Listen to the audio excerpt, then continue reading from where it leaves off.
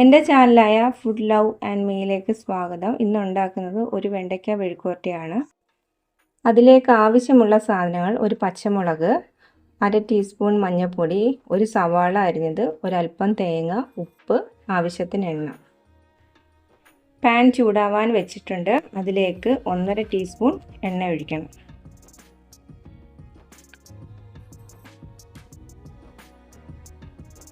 ഇതിലേക്ക് അല്പം കടുകിട്ട് പൊട്ടിക്കാം. കടുക് പൊട്ടി തീർന്നിട്ടുണ്ട്. നമുക്കതിലേക്ക് സവാള ചേർത്ത് കൊടുക്കാം.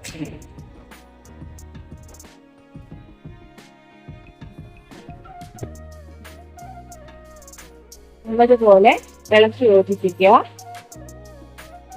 മീഡിയം ഫ്ലെയിമിൽ വെച്ചാൽ മതി.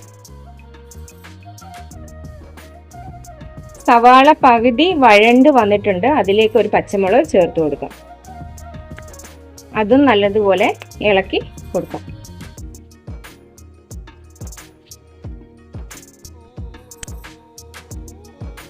സവാള നല്ലതുപോലെ മൊരിഞ്ഞു വന്നിട്ടുണ്ട്. നമുക്കതിലേക്ക് കഴുകി അരിഞ്ഞു വെച്ചേക്കുന്ന വെണ്ടയ്ക്ക ചേർത്ത് കൊടുക്കാം. നല്ലതായിട്ട് ഇളക്കി കൊടുക്കണം.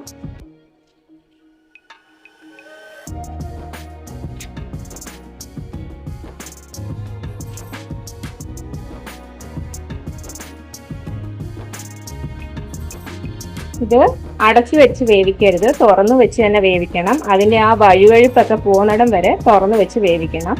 അതിനുശേഷമേ ഉപ്പ് ചേർക്കാവൂ. മീഡിയം ഫ്ലെയിമിലിട്ട് കുക്ക് ചെയ്താൽ മതി. എന്നാലേ അതിൻ്റെ ആ ഒട്ടലൊക്കെ മാറിക്കിട്ടും. ഇടയ്ക്ക് ഇളക്കി കൊടുക്കണം. വെണ്ടയ്ക്കയുടെ ഒട്ടലൊക്കെ മാറി കിട്ടിയിട്ടുണ്ട്. നമുക്കിനി ഇതിലേക്ക് ഉപ്പ് ചേർത്ത് കൊടുക്കാം.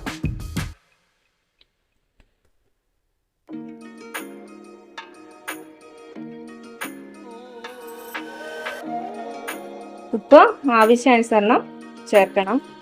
ഞാനിവിടെ 1/2 ടീസ്പൂൺ ഉപ്പാണ് ഇപ്പം ചേർത്തേക്കുന്നത്.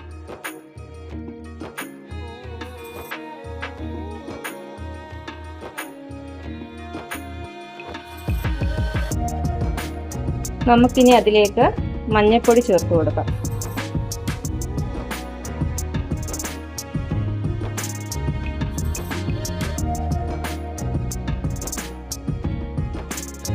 ഇതിലേക്ക് ഇനി ഇച്ചിരി കറിവേപ്പില ചേർത്ത് കൊടുക്കാം. ഇനി അത് മൊരിയുന്നിടം വരെ നമുക്ക് വെയിറ്റ് ചെയ്യാം. ഇടയ്ക്ക് നല്ലതുപോലെ ഇളക്കി കൊടുക്കണം.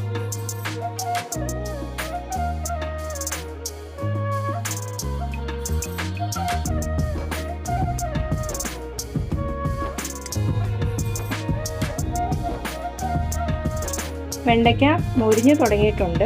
നമുക്കിനി ഇതിലേക്ക് ഒരു പിടി തേങ്ങ ചിരുവിയതും കൂടെ ചേർത്ത് കൊടുക്കാം.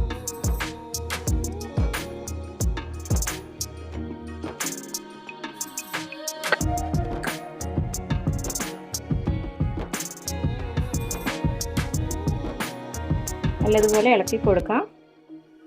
ഒരു 5 മിനിറ്റും കൂടെ ലോ ഫ്ലെയിമിലിട്ട് നമുക്കിതൊന്ന് മൊരിച്ചെടുക്കാം. അപ്പോഴത്തേനും നമ്മുടെ വെണ്ടയ്ക്ക മെഴുക്കുവരട്ടി റെഡിയായി. ഇതിലേക്ക് മസാല ഇഷ്ടമുള്ളവർക്ക് അങ്ങനെ ചേർത്ത് കൊടുക്കാം. ഇറച്ചി മസാലയോ ഗരം മസാലയോ അതും ടേസ്റ്റാണ്. ഇത് സിമ്പിളായിട്ട് നമ്മുടെ നാട്ടിൻപുറത്തൊക്കെ ഉണ്ടാക്കുന്ന ഒരു വെണ്ടയ്ക്ക മെഴുക്കുവരട്ടിയാണിത്. അങ്ങനെ നമ്മുടെ വെണ്ടയ്ക്ക മൊരിഞ്ഞ് കിട്ടിയിട്ടുണ്ട്. വളരെയധികം ടേസ്റ്റി ആയിട്ടുള്ള ഒരു വെണ്ടയ്ക്ക മെഴുക്കുവരട്ടിയാണിത്. എല്ലാവരും ട്രൈ ചെയ്ത് നോക്കണം. ഇഷ്ടപ്പെട്ടാൽ ഷെയർ ചെയ്യണം, ലൈക്ക് ചെയ്യണം, സബ്സ്ക്രൈബ് ചെയ്യണം. Thank you.